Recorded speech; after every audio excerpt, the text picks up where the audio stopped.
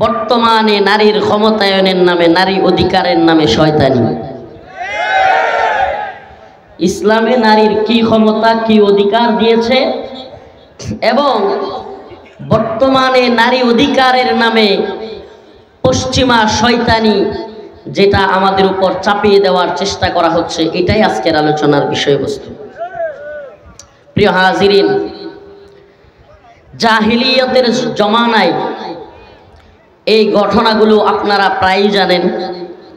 জাহিলিয়াতের ব্যবস্থাপনায় আল্লাহ রাসূল সাল্লাল্লাহু আলাইহি ওয়াসাল্লাম যখন মক্কায় আগমন করলেন, তখন আয়েশা দেখলেন এমন এক জাহালত পরিস্থিতি। মক্কায় মানুষ কন্যা সন্তান হইলে নিজেদেরকে লাঞ্ছনা মনে করত, লজ্জিত হইত এবং কন্যা সন্তানকে জীবন্ত পুঁতে রাখত। আপনারা শুনছেন? খুব বেশি দিন দূরে যাওয়ার দরকার নাই, এই কিছুদিন আগেও উপমহাদেশে হিন্দুত্ববাদীরা নারীদের স্বামী মারা যাওয়ার পরে সতীদাহ করত। নাউজুবিল্লাহ। কি করত? সতীদাহ। ওই স্বামীর সাথে সাথে ওই সতী নারী, যেটা ওই বিধবা নারী, তাকেও পোড়ায়া দিত। নাউজুবিল্লাহ। তো ইসলাম এসে দায়িত্বহীন কণ্ঠে ঘোষণা করল, আল্লাহ রাসূল সাল্লাল্লাহু আলাইহি ওয়াসাল্লাম ঘোষণা দিলেন, কওলু লা ইলাহা ইল্লাল্লাহ, হে আরবরা তোমরা বলো আল্লাহ এক, অদ্বিতীয় কেউ নাই, এবং কন্যা সন্তানদেরকে তোমরা জীবন্ত পুঁতে রেখো না। বলেন, ইসলাম কি নারীর সম্মান দিল, মর্যাদা দিল, নাকি লাঞ্ছনা অবমাননা দিল? সুবহানাল্লাহ। যখন নারীর কোনো অধিকার নাই, যেই সমাজে নারীকে জীবন্ত পুঁতে রাখা হইতো, সেই সমাজে নারীকে মা বানিয়ে দেওয়া, সেই সমাজে এসে হাদিস উচ্চারণ করা, আল জান্নাতু তাহতা আকদামিল উম্মাহাত, মায়ের পায়ের নিচে সন্তানের বেহেশত। কি এটা কি সহজ মনে করছেন? এটা এখনকার সমাজে আমরা বুঝাইতে পারবো না। তৎকালীন আরবে জাহিলিয়াতের জামানায় যেখানে কন্যা সন্তান হইলে জীবন্ত পুঁতে রাখা হইতো, নিজেকে লাঞ্ছনা অবমাননা কর মনে করত, সেই জায়গায় আল জান্নাতু তাহতা আকদামিল উম্মাহাত, মায়ের পায়ের নিচে সন্তানের বেহেশত। আর কোন নারীকে জীবন্ত পুঁতে রাখা যাবে না, নারীকে সম্মান করতে হবে, নারীকে ইজ্জত করতে হবে। এই মর্যাদা সম্মান ইসলাম দিয়েছে কি দেয় নাই? প্রিয় উপস্থিতি, শুধু কি তাই, নারীদের জন্য ওয়ারিসানা সম্পদ এবং সেই সম্পদের সুষম বন্টন, সেটাও ইসলাম এসে নারীদেরকে তাদের সম্পদের ভাগ সেটাকেও সাব্যস্ত করেছে। কিন্তু ইসলাম আসার পূর্বে নারীদের, এই তো রিসেন্ট কিছুদিন আগেও, এখনো মনে হয় সনাতনীদের মধ্যে ওই আইন আছে, তারা কিছুই পায় না, বিয়ে হওয়ার সময় যা দেওয়ার দিয়ে দেয়, আর কিছুই কি করে না। প্রিয় ভাইরা আমার, বন্ধুগণ আমার, তো ইসলাম এত মর্যাদা এত সম্মান দিল, কিন্তু আমাদের নারীবাদীরা, এই বাংলাদেশ নয় গোটা পৃথিবীতে ইসলাম বিদ্বেষী তথাকথিত নারীবাদীরা আমাদের মা বোনদেরকে উলঙ্গ বেহায়া করে রাস্তায় নামানোর এক নীল নকশা তৈরি করলো। এদের কাজটা অনেকটা ওই লেজ কাটা শিয়ালের মতো। লেজ কাটা শিয়ালের গল্প শুনছেন? হ্যাঁ, এক শিয়াল কৃষকের খামারের মধ্যে প্রতিদিন মুরগি ধরে চুরি করে খায়। কৃষক বেচারা পড়ছে বিপদে, প্রতিদিন খামার থেকে মুরগি থাকে না, রাগে খুবে ওই বেচারা এক রামদানিয়া ওই খামারের দরজার চিপার মধ্যে গিয়ে বসে আছে। আজকে শিয়াল আসলে এক কূপ দিয়ে কল্লা ফেলে দিব। এবার শিয়াল তো অতি চালাক, মুরগি নিয়ে দিছে দৌড়। ওই যে খামারের যে কৃষক, উনি কূপ দিছে ঠিকই, কল্লায় না লাইগা লাগছে লেঞ্জার মধ্যে। লেঞ্জার মধ্যে লাগার পরে শিয়ালের লেজ কেটে গেছে, দৌড়ায়া সব শিয়ালের মধ্যে ওই শিয়ালটা চলে গেছে। ঘটনাক্রমে ওই শিয়ালটা ছিল শিয়ালের দলের লিডার, নেতা। শিয়ালের দলের লিডার, নেতা। এখন সব শিয়ালরা বলতেছে, লিডার, নেতা, আপনার লেজ কাটা কেন? সে মনে মনে চিন্তা করতেছে, যদি ঘটনা সত্যি সত্যি প্রকাশ করি যে আমার লেজ কৃষকে কাইটা দিছে, মুরগি চুরি করতে গেছিলাম, তাইলে তো আমার নেতামি টিকে থাকবে না। তাইলে কি করা যায়? কয় নেতামি টিকায় রাখার জন্য শিয়াল একটা বুদ্ধি তৈরি করলো। কি সেই বুদ্ধি? সে সকল শিয়ালদেরকে বলল, আজকের এই দিনে যে ইচ্ছাকৃতভাবে নিজের লেজ কাটবে সে আগামী 100 বছর আমাদেরকে নেতৃত্ব দেবে। ঘটনাটা শুনে হাস্যকর লাগতেছে। ওই পশ্চিমারা হলো লেজ কাটা শিয়ালের মতো, যারা কিনা তাদের নারীদেরকে বাজারের পণ্য বানিয়েছে, যারা কিনা নারীদেরকে পর্ন স্টার বানিয়েছে, যারা কিনা নারীদেরকে যেখানে মন চায় ইউজ করে ফেলে দিচ্ছে। যেই সমাজের মধ্যে, পশ্চিমা সমাজের মধ্যে এখন নারীদেরকে কেউ বিয়ে করতে চায় না, নারীরা এখন ব্যবহৃত টিস্যুর মতো ইউজ হচ্ছে। কে কার বাবা সন্তান সেটা বলতে পারতেছে না। অবাধ জিনা বেবিচারে লিপ্ত হচ্ছে। যার যখন মন চায়, যাকে মন চায় বয়ফ্রেন্ড গার্লফ্রেন্ড বলে নিয়ে যাচ্ছে, অবাধ যৌনাচারে লিপ্ত হচ্ছে।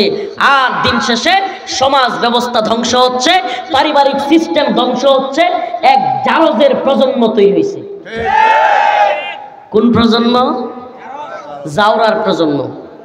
পশ্চিমে জাউরাদের অভাব নাই। আপনি কি জানেন আফগানিস্তানে পশ্চিমারা যখন হামলা করলো, আমেরিকা সহ পশ্চিমারা যখন আফগানের তালেবানের উপর হামলা করলো, তখন তালেবানের সাথে 2001 সালে যুদ্ধ শুরু করলো। কিছুদিন যাওয়ার পরে আমেরিকার অনেক সৈন্যরা পাগলের মতো হয়ে গেছে। বড় বড় যারা বুদ্ধিজীবী, বড় বড় যারা মাস্টার মাইন্ড পশ্চিমাদের, তারা চিন্তা করলো এটার কারণ কি। তারা কারণ বের করে যেটা দেখলো, যেই সমস্ত সন্তানদের বাবা মার ঠিক আছে, এদের অন্তরের মধ্যে সাহস বেশি থাকে, এরা যোদ্ধা হয়, এরা সাহসী হয়। কিন্তু যেগুলোর জন্মের ঠিক নাই, এগুলো যোদ্ধাও হয় না, ভীতু হয়, কাপুরুষ হয়। তাইলে এই উপমহাদেশের মুসলমানদের জন্মের ঠিক আছে, কথা কয় না, বাবার ঠিক আছে, মার ঠিক আছে, কিন্তু ওই পশ্চিমা নারীবাদীদের জন্মেরও ঠিক নাই, বাবা কেডা মা কেডা এটারও ঠিক নাই। কে কার সাথে কখন যাচ্ছে, কে কার বিছানায় কখন ঘুমাচ্ছে, এটার কোনো ঠিক ঠিকানা নাই। বাপেরও ঠিক নাই, মারও ঠিক নাই। সন্তান হয় জাউরা। অগরও লেজ কাইটে গেছে, এখন আমাদের পরিবার, আমাদের সমাজের লেজ কাটার চেষ্টা করতেছে।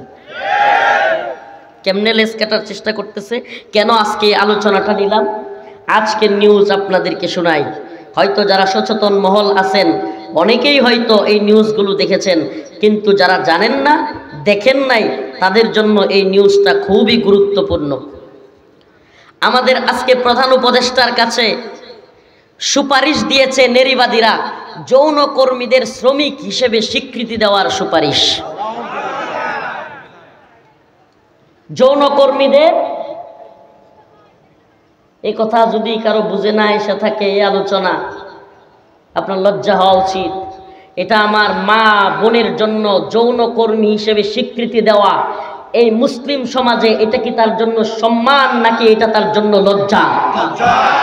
বলেন, এটা কি সম্মানের না লজ্জার? গার্মেন্টস কর্মী, সোয়েটার কর্মী, এখন এরকম ভাবে যৌন কর্মী, নাউজুবিল্লাহ। যৌন যদি কর্মী হয়, তাইলে যেই কাজটা করে এটা মনে হয় একটা কাজ, হ্যাঁ, নাউজুবিল্লাহ। যৌনকর্মী বলতে হবে। এবং এটা শুধু সুপারিশ নয়, এটা প্রধান উপদেষ্টার কাছে চলে গিয়েছে এবং এটার বাস্তবায়নের এক নীল নকশা চলছে। নাউজুবিল্লাহ বলেন।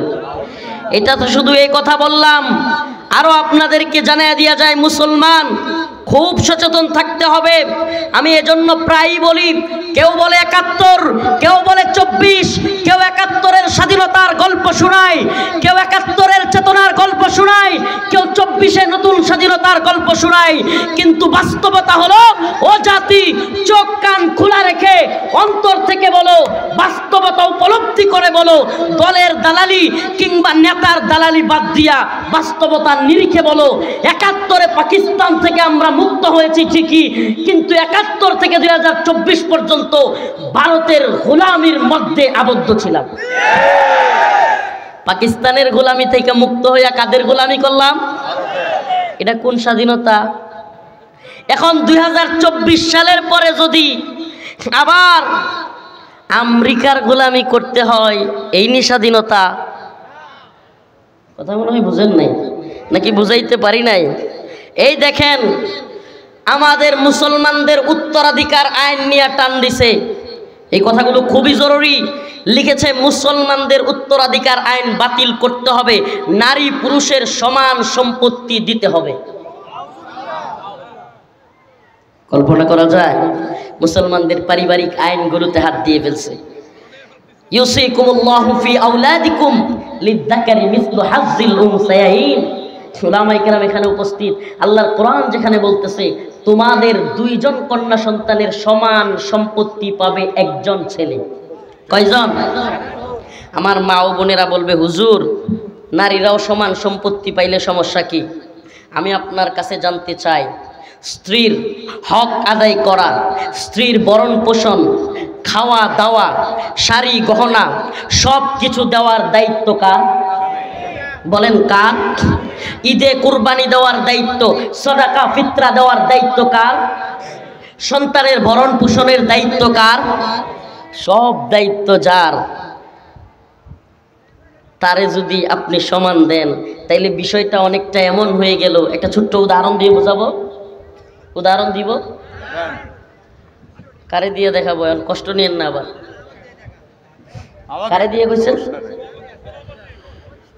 সভাপতি কিটা? আচ্ছা, সভাপতি সাহেব আর আমি। মনে করেন সভাপতি সাহেব কথার কথা হাফ কেজি চালের ভাত খাইতে পারে। কতটুকু? মনে করেন খাইতে পারে। আর আমি খাইতে পারি আধা পোয়া। কতটুকু? বলেন না, কতটুকু? 1 পোয়ার অর্ধেক। সভাপতি সাহেব খাইতে পারে আধা কেজি, আমি খাইতে পারি আধা পোয়া। একটু উদাহরণটা সুন্দরভাবে বুঝবেন, মা বোনেরাও বোঝার দরকার আছে, যদি আমার কথাগুলো আপনাদের কানে যায়। এখন মনে করেন এই হুজুর আমাদের 2 জনের দাওয়াত দিছে, সভাপতি সাহেবরেও আমারেও দাওয়াত দিছে ওনার বাড়িতে দাওয়াত খাওয়ার জন্য। এই কথা বলবেন না।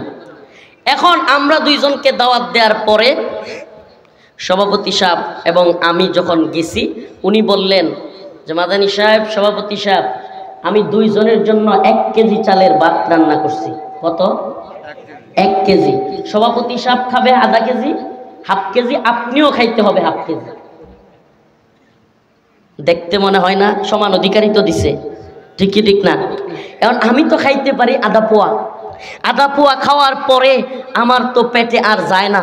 এখন যদি উনি লাঠি নিয়ে বৈশা কয় যে, মাদানী সাহেব, সমান অধিকার, আপনারও আধা কেজি খাইতে হবে, এখন এই খাওয়া আমার জন্য কি আনন্দের হবে নাকি আযাবের হবে? কথা কয় না? উনি তো ঠিকই আধা কেজি খায়া বসে আছে, কারণ ওনার শরীর স্বাস্থ্য সব ওইরকম আছে, আধা কেজি খাইতে পারবে। কিন্তু আমি তো আধা পোয়া খাওয়ার পরে আর কি করতে পারি না? খাইতে পারি না। মনে করেন ঠিক একটু উল্টায় দেন বিষয়টা। ওনাকেও মনে করেন আধা পোয়া দিল, আমাকেও আধা পোয়া দিল। উনি বলল যে, ঠিক আছে, 2 জনকে সমান অধিকার, আধা পোয়া করে দেওয়া হলো। আমি তো আধা পোয়া খাইছি, পেট ভরে গেছে, আলহামদুলিল্লাহ বলতেছি, শুকরিয়া আদায় করতেছি। কিন্তু সভাপতি সাহেব মনে মনে নারাজ, বলতেছে, কি খাওয়াইলো, পেটের এক সাইডই বললো না। কথা কয় না? কারণ উনি তো খাইতে পারবেন কতটুকু? আধা কেজি, হাফ কেজি। তো আমার উদাহরণটা বুঝছেন? আমি খাইতে পারি আধা পোয়া, আমার তো পেট ভরে গেছে, কিন্তু উনি খাইতে পারেন আধা কেজি, উনার তো পেট ভরে নাই। উনার মনের মধ্যে কষ্ট থাকবে, মনে করবে, হায় রে, সমান তো দিলি, কিন্তু সুন্দর বন্টন করতে পারলি না। প্রিয় ভাইরা আমার, বন্ধুগণ আমার, সমান অধিকার আর সুষম বন্টন এক জিনিস না। বলেন না, সমান অধিকার আর সুষম বন্টন, সুন্দর বন্টন দুইটা কি না? বলেন কি না? এক জিনিস না।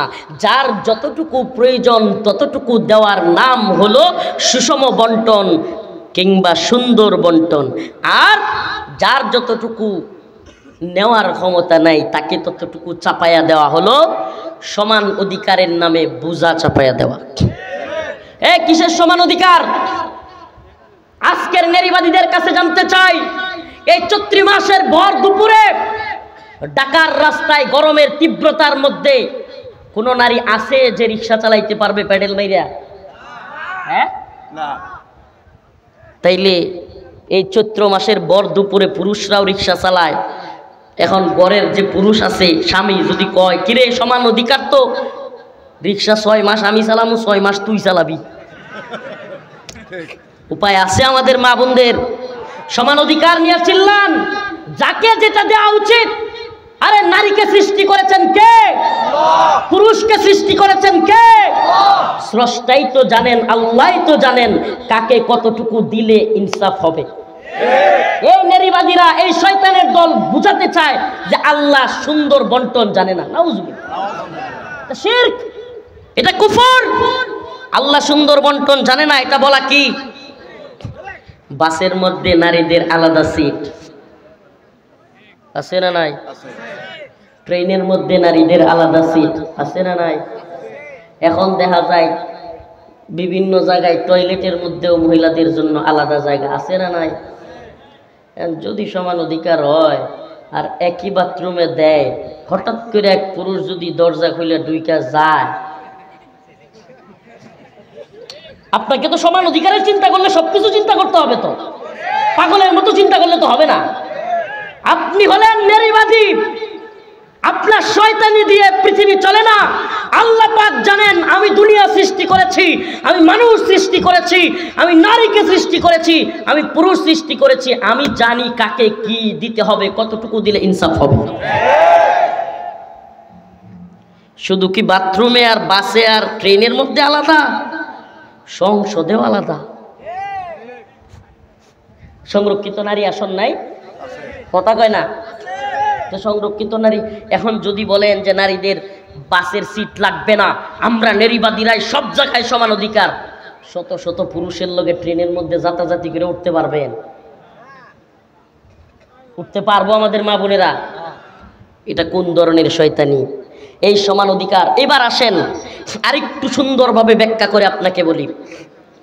একটা পুরুষ সে বাবার কাছ থেকে সম্পত্তি পায়, কিন্তু তার খরচ তার স্ত্রীর পিছনে, শাড়ি গহনা খাবার দাবার সবকিছু করা লাগে কি লাগে না? বউয়ের বাইরে দেওয়া লাগে, বউয়ের বোনেরও দেওয়া লাগে, নাইলে তো নিজের বাইরে দাও, নিজের বোনেরে দাও, আমার ভাই বোনের দেয় না, ঠিক কিনা? কমন করছে তো এরকম দেওয়া লাগে। তার মধ্যে সন্তানের ভরণ পোষণ আছে না নাই? সবকিছু করা লাগে কি লাগে না? ঈদ আসলে ঈদের মধ্যে কুরবানি করো, যাকাত দাও, ফিতরা দাও, সংসার চালাও, বাবা মাকে দেখো, ভরণ পোষণ, স্ত্রীর সন্তানের সব দায়িত্ব কার? বন্ট পাইছে কয়টা? কিন্তু নারী তো খালি স্বামীর এখান থেকে পায় না, সরি বাবার বাড়ি থেকে পায় না, স্বামীর কাছ থেকেও। কথা কন না? তার খরচ আসেনি? তার কি খরচ? তার কি খরচ? ইসলামে তাকে ভরণ পোষণের দায়িত্ব দেওয়া হয় নাই। উলামায়ে কেরাম এখানে আছেন, ইসলামী শরিয়া একজন নারীকে তার সন্তানের ভরণ পোষণের দায়িত্ব দেয় নাই, এমনকি তার নিজের ভরণ পোষণের দায়িত্ব স্বামীর উপরে চাপাই দিছে। ঠিক কি ঠিক না? হাড় ভাঙ্গা খাটুনি দিবে পুরুষ, ঘরে থাকবে নারী। ইসলাম নারীদেরকে সম্মানিত করেছে, সুবহানাল্লাহ বলবেন না? ইসলাম বলেছে নারীরা সম্মানী, নারীরা ঘরের রানী। সুবহানাল্লাহ কর।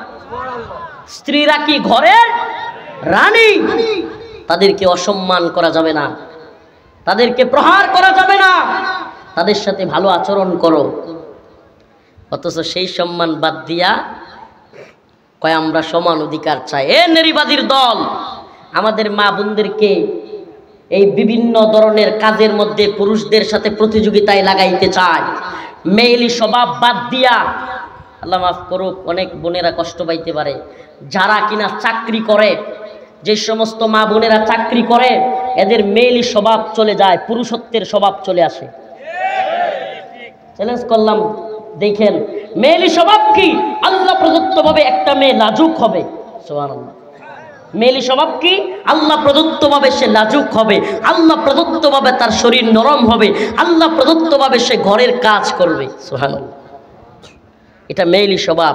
কিন্তু যখন একটা পুরুষ এবং একটা নারী দুইজন চাকরি করে, স্বামী এবং স্ত্রী, মেয়েলি স্বভাব থাকে না।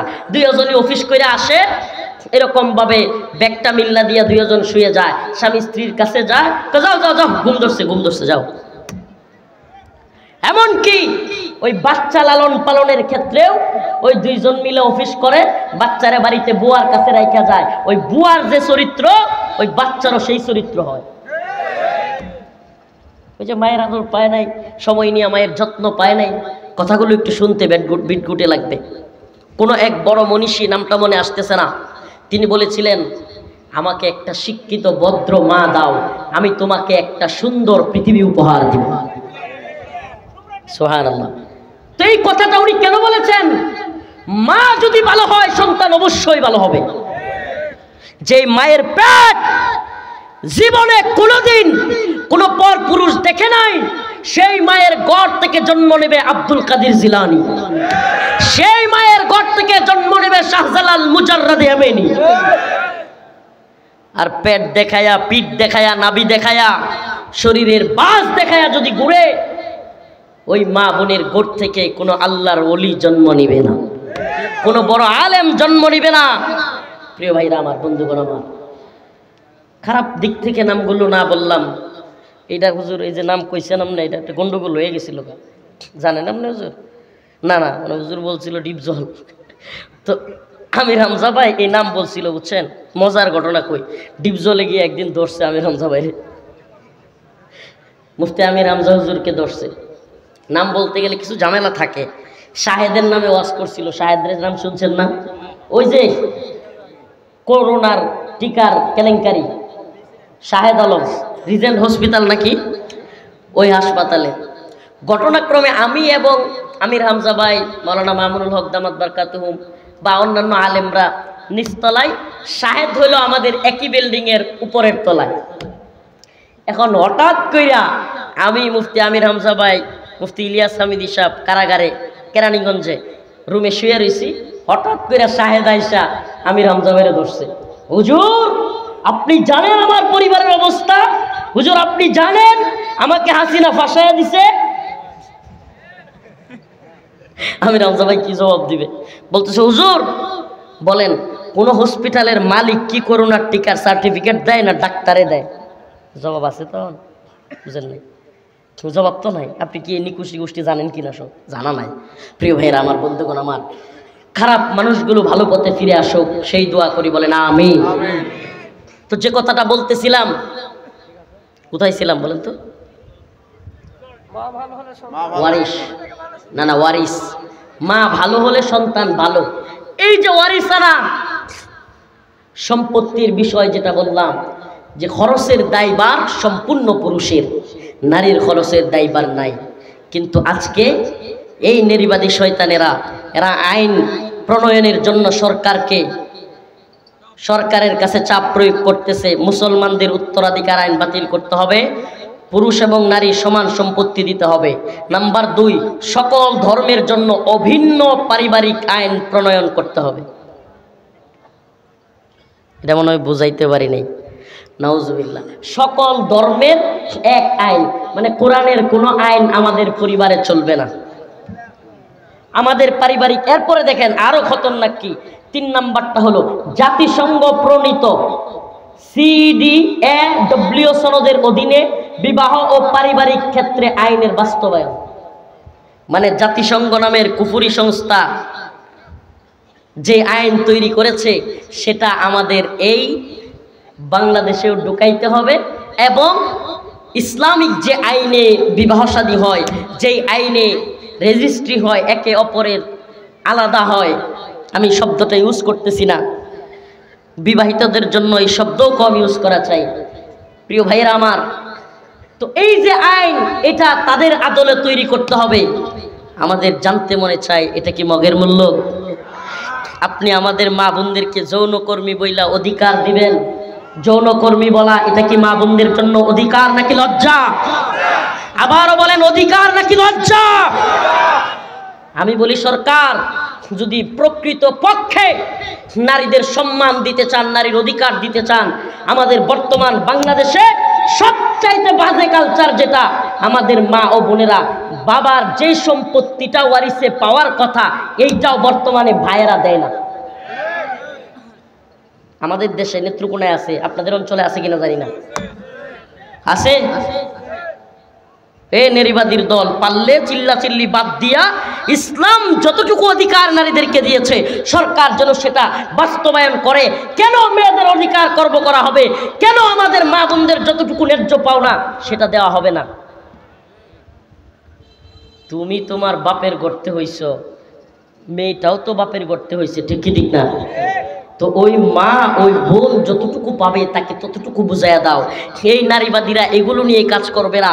এই নারীবাদীরা আমাদের মা বোনদেরকে পতিতালয়ে নিয়ে যৌনকর্মী বইলা অধিকার আদায় করতে চাইবে। ও মুসলমান ইমানদার, যৌনকর্মী হওয়া কোনো মেয়ের জন্য সম্মানের নয়, এটা লজ্জার। অতএব যৌনকর্মী বলা বাদ দিয়া, আমি তো বলি এখন আবার মা বোনেরা নারাজ হয় কিনা, কিন্তু কইতে তো হইব, ফানকিহু মা তাবা লাকুম মিনান নিসা মাসনা ওয়া সুলাসা ওয়া রুবা। আল্লাহর ফয়সালা, বিয়ে করো তোমরা 2টা 3টা 4টা। সুবহানাল্লাহ বলেন। একটা হিসাব দেই, আপনারা আশ্চর্য হয়ে যাবেন এই হিসাব শুনলে। এটা 2022 সালের আদমশুমারি অনুযায়ী হিসাব। 2022 সালে আদমশুমারিতে পাওয়া গেছে যে বাংলাদেশের মোট জনসংখ্যা 16,51,58,616 জন। বাংলাদেশে 2022 সালে কত? 16,51,58,616 জন। এর মধ্যে পুরুষের সংখ্যা 8,17,12,824 জন এবং নারীর সংখ্যা ছিল 8,33,47,206 জন। অর্থাৎ নারীর সংখ্যা পুরুষের চাইতে 16,34,382 জন বেশি। 16,34,382 জন কি? তাইলে ওদেরকে কে বিয়ে করবে? দুষ্টামি মনে করছেন? একটা একটা করে যদি সমস্ত পুরুষ বিয়ে করে বাংলাদেশে, তাইলে ওই 16,34,382 জন মেয়েকে কে বিয়ে করবে? নাউজুবিল্লাহ। তখনই তো ওদের জন্য পতিতাবৃত্তি করতে হবে। বুঝলাম না, কথাটা ভালো লাগলো না, কথাটা ভালো লাগলো না। আরে ভাই, এটা তো আদমশুমারির হিসাব। আদমশুমারির হিসাব বাংলাদেশের 16,34,000 2022 সালে মহিলা পুরুষের চাইতে বেশি। যদি প্রত্যেক পুরুষ একটা করেও বিয়ে করে, তাহলেও বাকি থাকবে কত লাখ? 16 লাখ নারী বিয়ের বাকি থাকবে। এখন আমাদের অনেক যুবক যে বিয়ে করতেই ডরায়, একটা একটা করেও যে সবগুলো করে নাই, এগুলোর কি হবে? প্রিয় ভাইরা আমার, ভালোভাবে বুঝবার চেষ্টা করেন। নারীর অধিকার প্রতিষ্ঠা করতে চান, আল্লাহর বিধান প্রতিষ্ঠা করেন। আল্লাহ বলছে মাসনা ওয়া সুলাসা ওয়া রুবা, 2টা 3টা 4টা পর্যন্ত তোমরা বিয়ে করো। সুবহানাল্লাহ বলবেন না? সমাজে আজকে আমি পোস্ট করছি ফেসবুকে, পোস্ট করছি, অনেকে এটা নিয়ে মজা করতেছে, অনেকে সিরিয়াসলি নিছে। আমি ফেসবুকে আজকে আমার ভেরিফাইড ফেসবুকে লিখলাম, নারী অধিকারের নামে আমাদের মা বোনদেরকে যৌনকর্মী বলে লজ্জিত না করে রাষ্ট্রীয়ভাবে মাসনা, দ্বিতীয় বিয়েকে সহজ করার ব্যবস্থা করুন। তাহলে আর কোনো যৌনপল্লী লাগবে না, কোনো অধিকারের প্রশ্নও আসবে না। আমাকে বলেন, যৌনকর্মী, যৌনপল্লীতে একটা বোন সে সম্মানী নাকি স্বামীর কাছে একটা স্ত্রী বেশি সম্মানী? ওই যৌনকর্মীকে তো কিছু টাকা দিয়া টাইম পাস করে চলে আসবে, কিন্তু একটা নারী জীবন ভর তার জীবন সঙ্গিনী, 2টা হোক 3টা হোক 4টা হোক জীবন সঙ্গিনী, তাকে নিয়ে ঘুরতে যাবে, তাকে নিয়ে খাবে, তাকে নিয়ে আনন্দ করবে, তার সাথে সুখ দুঃখ ভাগাভাগি করবে। কিন্তু যৌনকর্মীদের কি এগুলো সুযোগ আছে? কথা বলেন, সুযোগ আছে? তাহলে এই যে যৌনাচার, এগুলো তো বাস্তবিক লজিক্যাল কথা বললাম। আর আল্লাহর কোরআনের শাস্তি কি? আয-যানিয়াতু ওয়াজ-যানি ফাজলিদু কুল্লা ওয়াহিদিম মিনহুমা মিআতা জালদা। আল্লাহ পাক বলেছেন আয-যানিয়াতু ওয়াজ-যানি ফাজলিদু কুল্লা ওয়াহিদিম মিনহুমা মিআতা জালদা। ব্যভিচারী পুরুষ এবং নারী যদি জিনা করে, বিবাহিত হলে এই পর্যন্ত পুইতা মাটির নিচে পাথর দিয়া হত্যা করতে হবে রজম মেরে।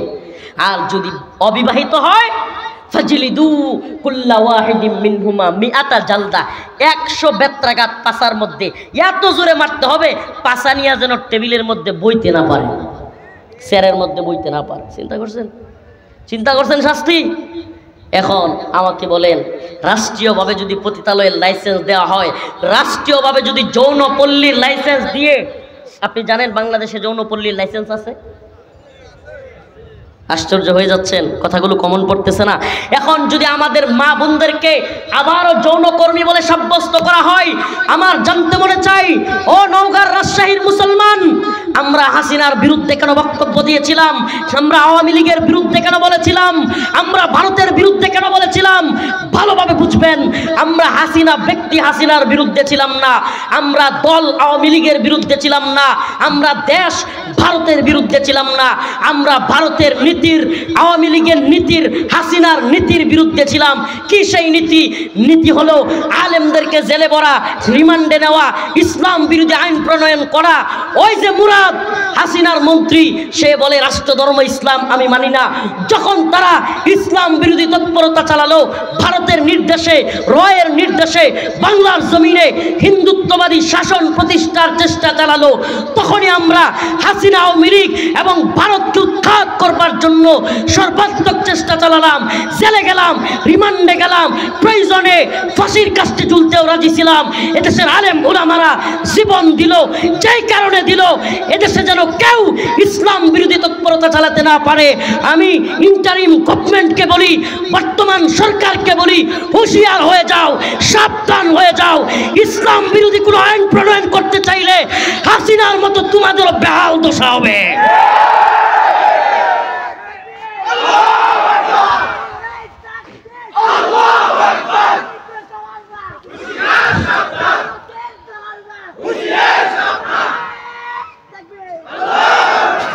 আমরা পাকিস্তানের গোলামি মানি নাই, আমরা ভারতের গোলামিও মানি নাই, আমরা আমেরিকার গোলামিও মানব না। এদেশে কোনো পাকিস্তানের দালালি চলবে না, এদেশে ভারতের দালালি চলবে না, এদেশে আমেরিকার দালালি চলবে না। হাসিনা ভারতের দালালি কইরা যদি রান্না করা খাবার তুইয়া পলায় যাইতে হয়, তা আপনারা কিন্তু, ভারত তো একটু কাছে আছে, আমেরিকা কিন্তু অনেক দূর, আমেরিকা কিন্তু অনেক দূর। আরে রফিকুল ইসলাম মাদানীরা জেলে গিয়েছে, রিমান্ডে গিয়েছে, আল্লাহ না করুক প্রয়োজনে দিনের জন্য, ইমানের জন্য বারবার যাব, শতবার যাব, কিন্তু বাংলার জমিনে ইসলাম বিরোধী কোনো আইন বাস্তবায়ন করতে দিব না ইনশাআল্লাহ। এ নওগাঁর মুসলমান, রাজি আছো তো ইনশাআল্লাহ? নারীর অধিকারের নামে আমাদের মা বোনদেরকে যৌনকর্মী বলে এই সমস্ত ভণ্ডামি আর শয়তানি বন্ধ না করলে পুরা বাংলাদেশ তাওহীদবাদী জনতাকে নিয়ে আমরা অচল করে দিব। রাজি আছেন ইনশাআল্লাহ? আর কোনো তথাকথিত বিপ্লব নাই, এবার হবে কোরআনের বিপ্লব। আর কোনো তথাকথিত বিপ্লব নাই, এবার হবে কোরআনের বিপ্লব, সুন্নাহর বিপ্লব, যে বিপ্লবের মধ্য দিয়ে আমাদের বাংলাদেশেও কোরআনের শাসন চলবে। রাজি আছেন ইনশাআল্লাহ? এরা হলো জনগণের দাস, জনগণ যেই দিকে যায় এরাও সেই দিকে যায়। জনগণ ফিলিস্তিনের পক্ষে, এরাও ইসরায়েলের বিরুদ্ধে একটা পোস্ট মারছে, বিবৃতি দিয়ে দিছে। কিন্তু বলেন যে ইসরায়েল ফিলিস্তিনে হামলা করতেছে, ঠিক আছে, কিন্তু ইসরায়েলকে ড্রোন দিচ্ছে কে? মিসাইল দিচ্ছে কে? অস্ত্র দিচ্ছে কে? গোলা বারুদ দিচ্ছে কে? বিমান দিচ্ছে কে? হেলিকপ্টার দিচ্ছে কে? সকল সাপোর্ট দিচ্ছে আমেরিকা। ঠিক ঠিক না? সকল সাপোর্ট দিচ্ছে কে? এখন বলেন আমেরিকার বিরুদ্ধে একটা বিবৃতি দিতে, লুঙ্গি আর প্যান্ট গরম হয়ে যাবে। আমেরিকারে আব্বা আব্বা কয়, আমেরিকা কয় জঙ্গি, হেরাও কয় জঙ্গি। আমেরিকা কয় কালেমার পতাকা উড়ানো যাবে না, হেরাও কয় কালেমার পতাকা উড়ানো যাবে না। আমার জানতে মনে চায়, ও মুসলমান, ফিলিস্তিন একটা রাষ্ট্র, এই জন্য আপনি ফিলিস্তিনের পক্ষ নিছেন? আমার কথা মনে হয় বুঝে নাই। কাশ্মীর, মায়ানমার, কেন আপনি আমি ফিলিস্তিনিদের পক্ষ নিয়েছি? ইমানের দাবিতে, কালেমার দাবিতে। কথা কয় না? বাংলাদেশে আমাদের কালিমা লা ইলাহা ইল্লাল্লাহ, রোহিঙ্গা মুসলমানদের মায়ানমারের কালিমা লা ইলাহা, ফিলিস্তিনি মুসলমানদের কালিমা লা ইলাহা, আরাকানের, উইগুরের, চীনের মুসলমানদের কালিমা লা ইলাহা, কাশ্মীরের মুসলমানদের কালিমা লা ইলাহা। বোঝা গেল আমরা ফিলিস্তিনি মুসলমানরা মায়ের খায়, বাংলাদেশে অন্তরের মধ্যে কষ্ট লাগে। বোঝা গেল এটা কালেমার কারণে। কোন কারণে বলেন না? কোন কারণে? কালেমার কারণে। যদি কালেমার কারণেই আমরা কষ্ট পাইয়া থাকি, কালেমার কারণেই রাস্তায় নাইমা থাকি, কালেমার পতাকায় যদি উড়াইতে না পারি, এর চাইতে বড় গোলামি আর কিছু হইতে পারে না। তো আমি তো বারবার বলি, আমরা ভারতের গোলাম না, আমরা আমেরিকারও গোলাম না, আমরা কার গোলাম? বলে না কার গোলাম? অতএব আল্লাহর গোলামরা কালেমার পতাকা উড়াইতে ভয় পায়। কোনো একদিন এদেশের আকাশে কালেমার পতাকা উড়বে ইনশাআল্লাহ। কোনো একদিন এদেশের আকাশে কালেমার পতাকা উড়বে, সেদিন সবাই খুদাই বিধান পে দুঃখ বেদনা ভুলবে। রাজি আছেন তো ইনশাআল্লাহ? আমাদের স্বাধীনতা সেদিনই আমরা পাবো, যেই দিন ইমানের কালেমার স্বাধীনতা পথ করে উঠবে। ঠিক আছে ইনশাআল্লাহ? আমরা ৭১-এর স্বাধীনতার পর দেখেছি, দলের দালালি করিয়েন না, নেতার দালালি করেন না, অন্তর থেকে কোন ৭১-এ পাকিস্তান থেকে তো মুক্ত হয়েছেন, ভারত থেকে মুক্ত হয়েছেন। আরে মিয়া, ৭১-এ পাকিস্তানের কাছ থেকে যেই অস্ত্রগুলো উদ্ধার করা হয়েছে, এগুলো বাংলাদেশে দেয় নাই, ভারত হয়ে গেছে। ভারত হলো পৃথিবীর সবচাইতে বড় চোর রাষ্ট্র, আর আমেরিকা হলো পৃথিবীর সবচাইতে বড় সন্ত্রাসী রাষ্ট্র। আমেরিকা তালেবান রে কয় সন্ত্রাসী, হামাস রে কয় সন্ত্রাসী। আমি বলি হামাস তালেবান সন্ত্রাসী না, মূল সন্ত্রাসী হলি তোরা। পৃথিবীর সবচাইতে বড় জঙ্গি হলো আমেরিকা, পৃথিবীর সবচাইতে বড় সন্ত্রাসী হলো আমেরিকা। কথা মনে হয় বুঝেন নাই? কেন? আফগানে মুসলমানদের উপর হামলা করেছিল কে? জানেন না আপনারা? কথা একটু কন না। আফগানিস্তানে মুসলমানদের উপর হামলা করেছিল কে? ইরাকে মুসলমানদের উপর হামলা করেছিল কে? ইয়েমেনে মুসলমানদের উপর হামলা করতেছে কে? পুরা পৃথিবীতে মুসলমানদেরকে ধ্বংস করছে আমেরিকা, আর তারাই নাকি মানবাধিকারবাদী। নাউজুবিল্লাহ। মানবাধিকার শব্দটারও সারা, মানবাধিকার শব্দটাও শেষ। এই নি তাদের মানবাধিকার, লক্ষ লক্ষ মুসলমানদেরকে হত্যা করা। এই বর্তমানে ইসরায়েল হলো, আপনাদেরকে একটা মেসেজ দিয়ে যায়, ইসরায়েল হলো ছাগলের ৩ নম্বর বাচ্চা। ইসরায়েল কি? কেমনে? ইসরায়েল আমেরিকার সাপোর্ট ছাড়া ফিলিস্তিনিদের সাথে যুদ্ধ চালায়া যাওয়ার ক্ষমতা নাই। একটা গুড নিউজ আছে, মুমিনের অন্তর প্রশান্ত হবে। আল্লাহ পাক নিজে বলেছেন মুমিনের অন্তর প্রশান্ত হয়। কাতিলুহুম ইউআযিবুহুমুল্লাহু বিআইদিকুম ওয়া ইউখজিহিম ওয়া ইয়াশফি সুদূর কওমিন মুমিনিন। আল্লাহ বলছেন যখন কাফেরদেরকে মুমিনরা জিহাদের ময়দানে হত্যা করে, ওয়া ইয়াশফি সুদূর কওমিন মুমিনিন, তখন মুমিনের অন্তর প্রশান্ত হয়। সুবহানাল্লাহ। একটা গুড নিউজ হলো, আজকে নিউজে দেখলাম একবারে সুনির্দিষ্ট নিউজ, হামাসের মুজাহিদরা ইসরায়েলের জায়নবাদী বর্বর বাহিনীর ৪১২টা কুত্তাকে জাহান্নামে পাঠাইছে। সেনা, সাধারণ মানুষ না, সেনা ৪১২টা সেনাকে জাহান্নামে পাঠাই দিছে। আলহামদুলিল্লাহ বলেন। তোরা তো মারস ফিলিস্তিনের গাজার সাধারণ মুসলমান রে, সাধারণ মানুষকে, কিন্তু হামাস তোদের মূল ডিরে টার্গেট করে। আলহামদুলিল্লাহ। কোন যারা ভেবেছিল হামাস শেষ হয়ে গেছে, মনে রাখবেন আল্লাহ পাকের ঘোষণা, কাম মিন ফিআতিন কলিলা গালাবাত ফিআতান কাসীরাতান বিইذنিল্লাহ। সুবহানাল্লাহি ওয়া বিহামদিহি। আল্লাহ রাব্বুল আলামিন বলেন, কাম মিন ফিআতিন কলিলাতিন গালাবাত ফিআতান কাসীরাতান বিইذনিল্লাহ। ছোট্ট দল যদি আমি আল্লাহর উপর আস্থা এবং বিশ্বাস রেখে বড় দলের বিরুদ্ধে জিহাদ ঘোষণা করে, আমি আল্লাহ সেই ছোট্ট দলকে বিজয়ী করি। সুবহানাল্লাহ বলবেন না? এই তালেবানের বাহিনী কি আমেরিকার কিংবা পশ্চিমাদের নেটুর বাহিনীর চাইতে বড় ছিল?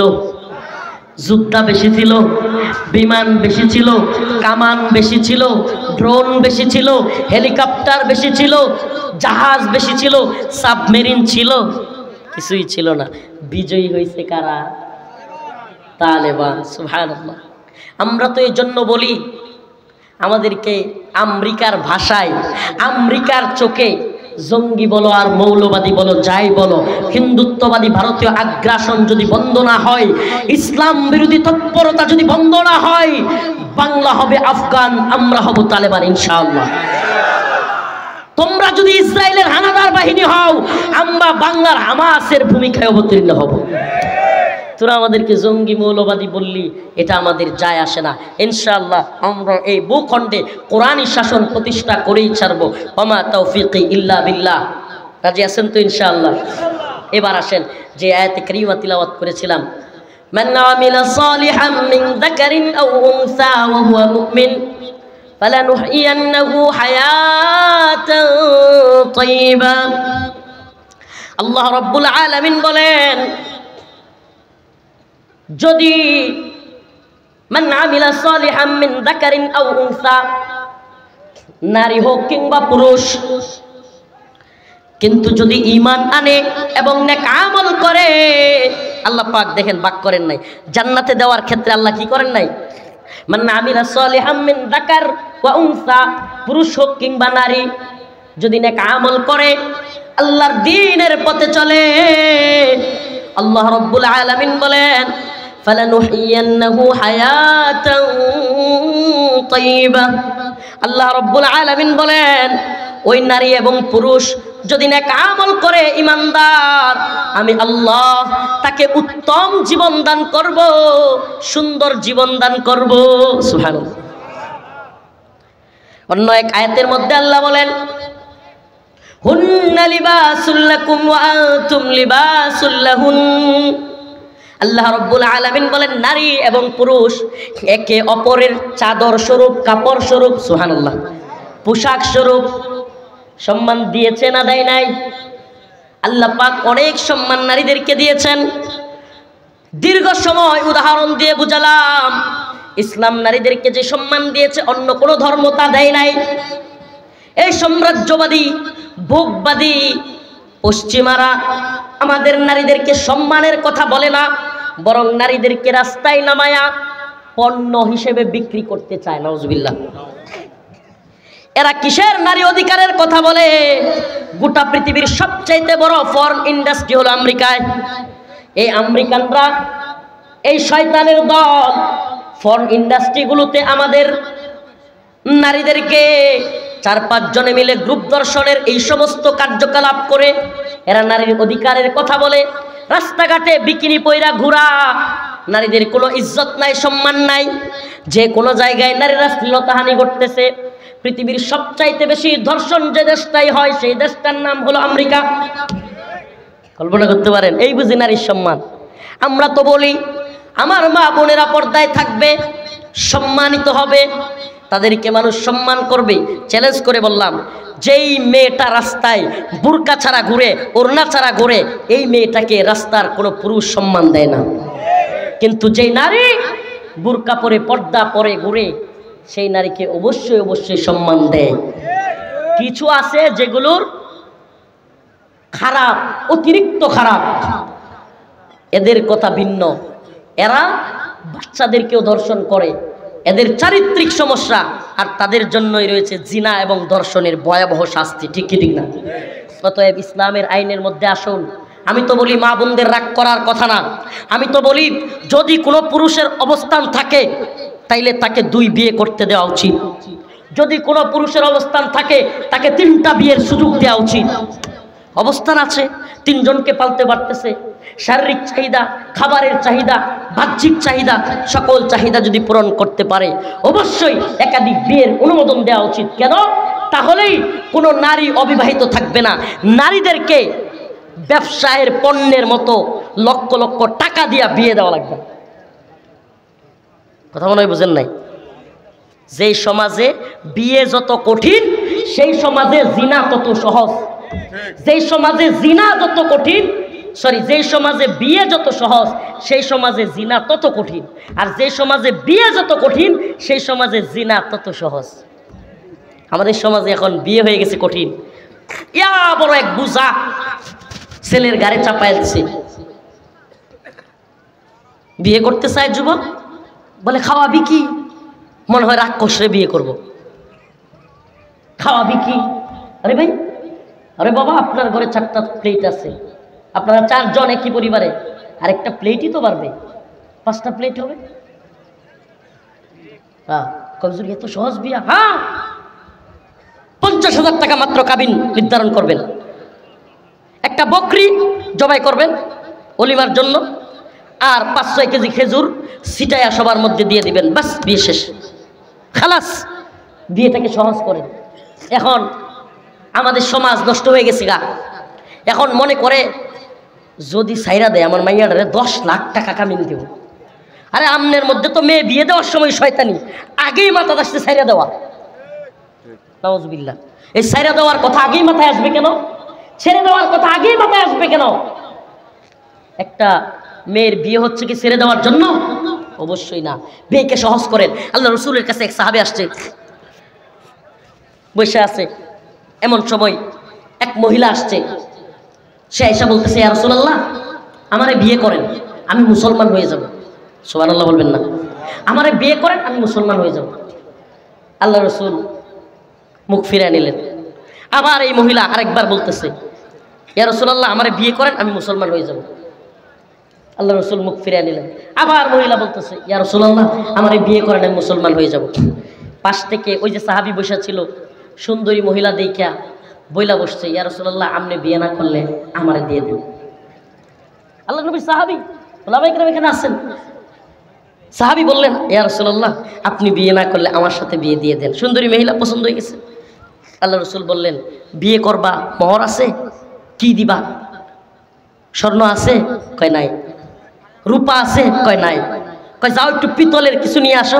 কয় ইয়া রাসূলুল্লাহ, আমি তো, আপনি জানেন আমি কত গরিব, আমার কাছে কিছু নাই।